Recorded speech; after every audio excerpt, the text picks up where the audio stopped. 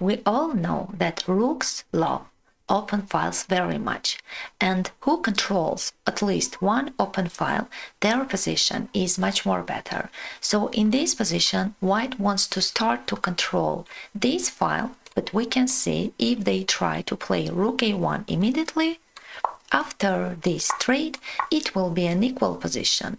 So that's why White needs to force Black's rook to go away from here, from this file, and then to play Rook A1 and to start to control this file.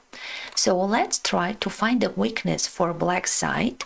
And we can see that this pawn has only one protection. So White must attack this pawn, playing knight d3 to force Black's rook to go from here. Rook b7, because after knight d3 White wants to trade on d5, then to win this pawn on b4. So Black needs to play Rook b7 to protect this pawn with another piece, and now White can play Rook a1, and this file is completely controlled by White's rook. After Rook a1, if Black plays King e7, White can continue Bishop d5, c takes d5, and Rook a4. And from this threat from winning the pawn, Black has no protection.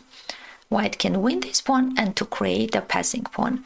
Or if Black plays Bishop d7 in order to control this square, not to allow White's rook to come here to attack this pawn, White can continue Rook a8 check, King e7, and Knight c5, and to attack these pieces. If Black continue Rook c7, White can play Rook b8 to attack this pawn, to win this pawn, and to create a passing pawn.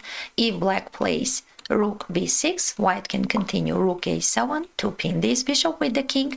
If Rook d6, then Rook b7, and again to win this pawn and to create a passing pawn. So please don't forget that Rooks love open files very much, and if you control even one open file, you can be sure that your position is much more better.